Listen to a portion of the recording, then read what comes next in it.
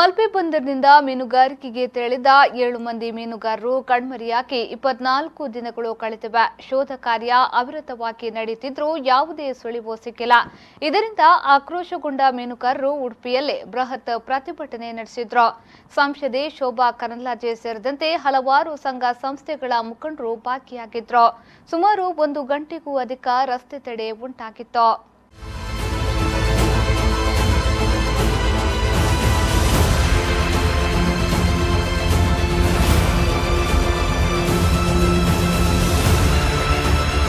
ಕಳೆದ ಡಿಸೆಂಬರ್ 13ರಂದು ಉಡುಪಿಯ ಮಲ್ಪೆ ಬಂದರಿನಿಂದ ಸುವರ್ಣ ತ್ರಿಭುಜ ಅನ್ನುವ ಬೋಟ್ ಮೀನುಗಾರಿಕೆಗೆ ತೆರಳಿತ್ತು.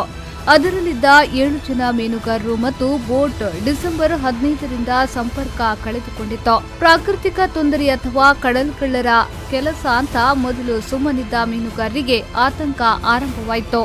ಮಲ್ಪೆ ಠಾಣೆಯಲ್ಲಿ ಪ್ರಕರಣ ದಾಖಲಾಯಿತು. ಕೋಸ್ಟ್ ಗಾರ್ಡ್, ನೌಕಾಸೇನೆ ಮತ್ತಿತರ ವ್ಯವಸ್ಥೆಗಳನ್ನು ಬಳಸಿ ಶೋಧ ಕಾರ್ಯ ನಡೆಸಲಾಯಿತು. ಆದರೆ ಹುಡುಕಾಟ ಮುಂದುವರೆದರೂ ಯಾವುದೇ ಸುಳಿವು ಲಭ್ಯವಾಗಿಲ್ಲ. ಮೀನುಗಾರಿಕಾ ಸಂಘಟನೆಗಳು ಸಂಬಂಧಪಟ್ಟ ಮಂತ್ರಿಗಳಿಗೆ, ಅಧಿಕಾರಿಗಳಿಗೆ ಕೇಂದ್ರ ಹಾಗೂ ರಾಜ್ಯ ಗೃಹ ಮಂತ್ರಿಗಳನ್ನ ಭೇಟಿ ಮಾಡಿ ಮನವಿಯನ್ನ ಸಲ್ಲಿಸಿದ್ರು. ಆದರೆ ಆಶ್ವಾಸನೆ ದೊರಕಿತೇ ವಿನಃ ಕಾರ್ಯ ಫಲಪ್ರದವಾಗಲಿಲ್ಲ. ದಿನ ಕಳೆದಂತೆ ಕಾಣೆಯಾದ ಮೀನುಗಾರರ ಮನೆಯವರ ಆತಂಕ ಹೆಚ್ಚಾಗಿದೆ. ಕಾಣೆಯಾದ ಮೀನುಗಾರರ ಪತ್ತೆಗೆ ಆಗ್ರಹಿಸಿ ಬೃಹತ್ ಪ್ರತಿಭಟನೆ ನಡೆಸಿದ್ರು.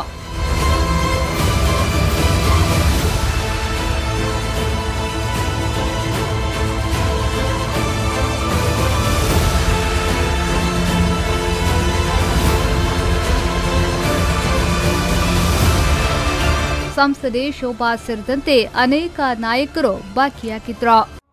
ನಿನ್ನೆ ಮತ್ತು ಮೊನ್ನೆ ಇಲ್ಲಿರುವಂತ ಸುವರ್ಣ ತ್ರಿಭುಜದ ಒಂದು ಮೀನನ್ನ ಹಾಕುವಂತ ಬಾಕ್ಸ್ ಮಹಾರಾಷ್ಟ್ರದ ಬಾರ್ಡರ್ ಅಲ್ಲಿ ಸಿಕ್ಕಿದೆ ಅನ್ನುವಂತ ಮಾಹಿತಿ ಇದೆ.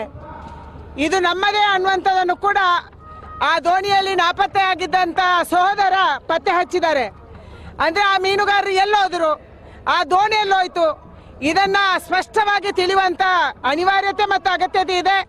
ಅದಕ್ಕಾಗಿ ನಾವು ಇವತ್ತು ಕೇಂದ್ರ ಸರ್ಕಾರದಲ್ಲಿ ಕೂಡ ಇದಕ್ಕೆ ಒತ್ತಡವನ್ನು ಮಾಡಿದ್ದೀವಿ. ನೌಕಾಪಡೆ ಪ್ರಯತ್ನ ಮಾಡ್ತಾ ಇದೆ, ಕೋಸ್ಟಲ್ ಗಾರ್ಡ್ ಪ್ರಯತ್ನ ಮಾಡ್ತಾ ಇದೆ, ಮಹಾರಾಷ್ಟ್ರದ ಮುಖ್ಯಮಂತ್ರಿ ಇದಕ್ಕೆ ಪ್ರಯತ್ನವನ್ನು ಮಾಡ್ತಿದ್ದಾರೆ.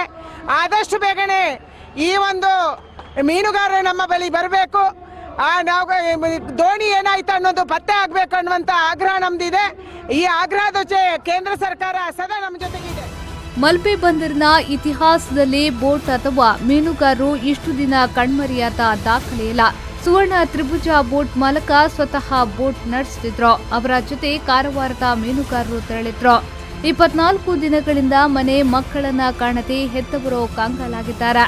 ಮೀನುಗಾರರು ಸಹಸ್ರ ಸಂಖ್ಯೆಯಲ್ಲಿ ಭಾಗವಹಿಸಿ ಪ್ರತಿಭಟನೆ ತೀವ್ರಗೊಳಿಸಿದ್ದಾರೆ.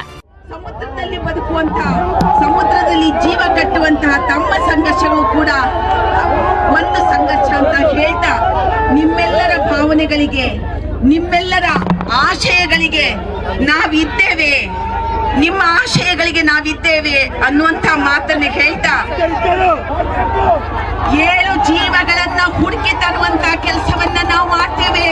ನಮಗೆ ಬರ್ಬೇಕಾಗಿರ್ತಕ್ಕಂಥದ್ದು ಅದು ಯಾವುದೇ ಹೊಸ ಟೆಕ್ನಾಲಜಿ ಆಗಿರ್ಲಿ, ಅವುಗಳನ್ನ ಹುಡುಕಿ ತಂದಾದ್ರೂ ಆ ಜೀವಗಳನ್ನು ತರುವಂತ ಕೆಲಸದಲ್ಲಿ ನಿಮ್ ಜೊತೆ ನಾವಿದ್ದೇವೆ.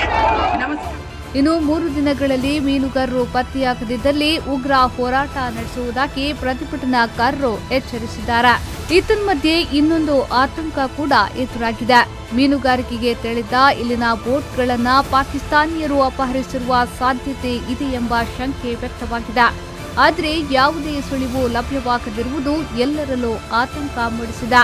ಈ ಮಧ್ಯೆ ಸರ್ಕಾರದ ವಿರುದ್ಧವೂ ಮೀನುಗಾರರು ಆಕ್ರೋಶವನ್ನ ವ್ಯಕ್ತಪಡಿಸಿದ್ರು. ಮೀನುಗಾರರ ಮನವೊಲಿಸಲು ಉಸ್ತುವಾರಿ ಸಚಿವೆ ಹರಸಾಹಸ ಪಟ್ರು.